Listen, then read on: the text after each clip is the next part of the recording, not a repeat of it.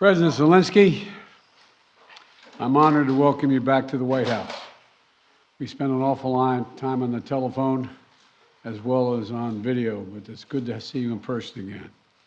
And we've been in close and frequent communication throughout this conflict from the very beginning, but it's particularly meaningful to talk with one another in person, look each other in the eye, because leadership through this terrible crisis has inspired the Ukrainian people, as you have done, Mr. President, and the American people and the entire world.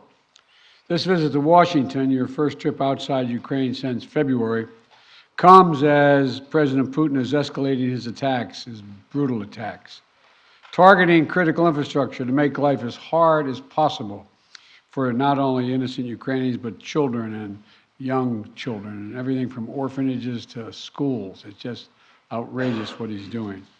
And as we've heard, as we head into the new year, it's important for the American people and for the world to hear directly from you, Mr. President, about Ukraine's fight and the need to continue to stand together through 2023. This visit also falls on the 300-day mark of Russia's brutal invasion of Ukraine. 300 days since Putin launched an unprovoked, unjustified, all-out assault on the free people of Ukraine.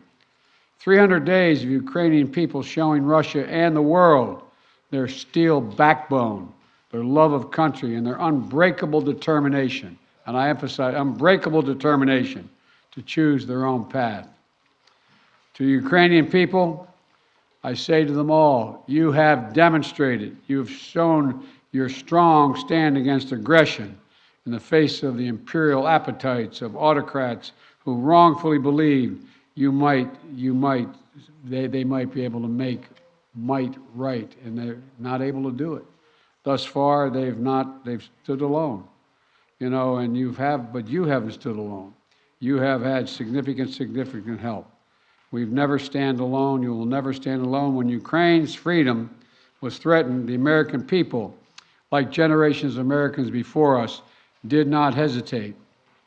The support from all across this country, Americans of every walk of life, Democrats and Republicans alike, had the resources and to rebound and resounding united way to provide unequivocal and unbending support for Ukraine.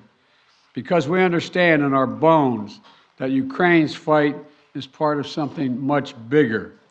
The American people know that if we stand by in the face of such blatant attacks on liberty and democracy and the core principles of sovereignty and territorial integrity, the world would surely face worse consequences.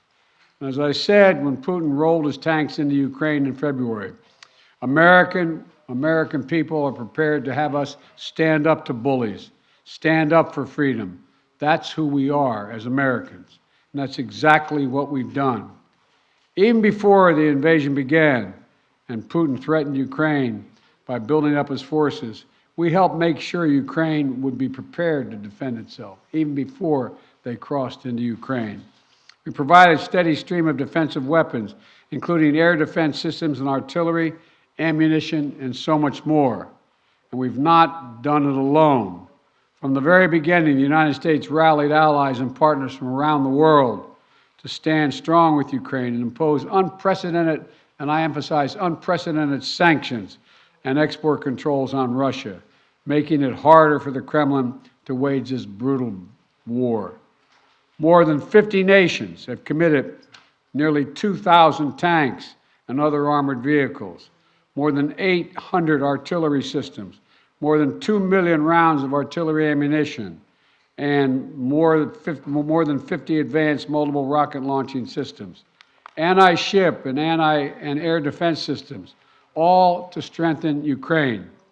Together, we provided billions of dollars in direct budgetary support to make sure the Ukrainian government can keep providing basic fundamental services to the Iranian people, like healthcare, education, and emergency personnel.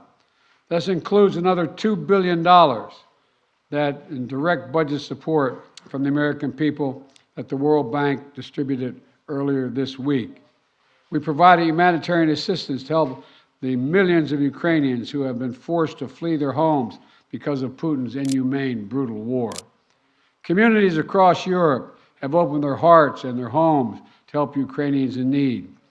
The United States has been proud to welcome more than 221,000 Ukrainians seeking refuge since March of 2022, including as part of Uniting for Ukraine, as part of our Uniting for Ukraine program.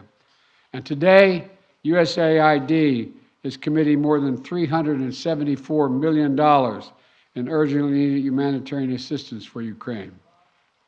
This will help provide food and cash assistance for more than 1.5 million Ukrainian people, as well as access to health care, safe drinking water, and help stay warm in the winter for more than 2.5 million Ukrainians.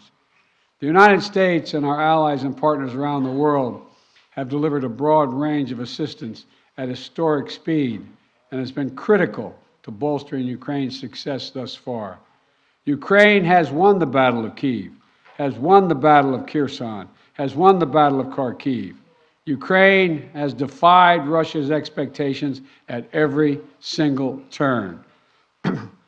And President Zelensky, you have made it clear that he is open to pursuing, well, let me put it this way. He's not open, but you're open to pursuing peace.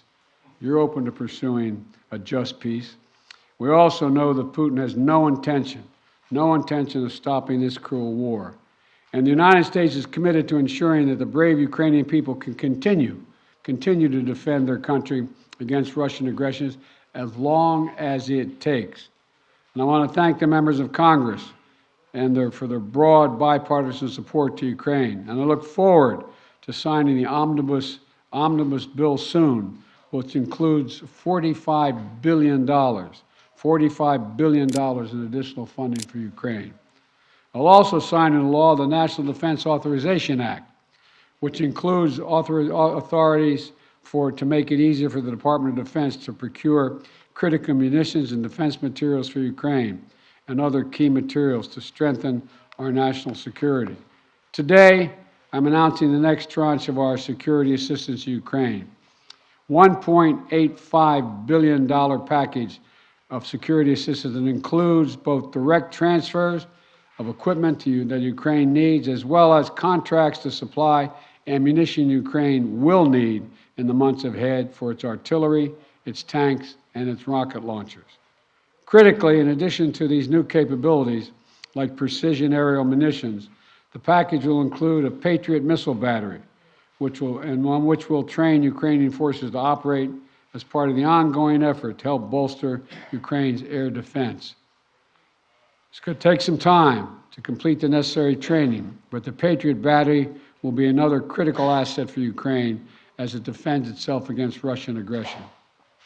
Altogether, today's new security assistance with humanitarian funding amounts to $2.2 billion in additional support for the Ukrainian people.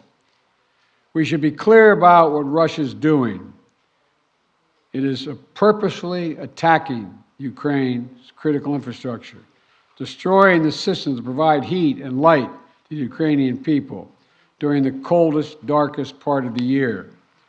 Russia is using winter as a weapon, freezing people, starving people, cutting them off from one another. It's the latest example of the outrageous atrocities the Russian forces are committing against innocent Ukrainian civilians, children, and their families. And the United States is working together with our allies and partners to provide critical equipment to help Ukraine make emergency repairs to their power transmission systems and strengthen the stability of Ukraine's grid in the face of Russia's targeted attacks. We're also working to hold Russia accountable, including efforts in Congress that will make it easier to seek justice for Russia's war crimes in Ukraine.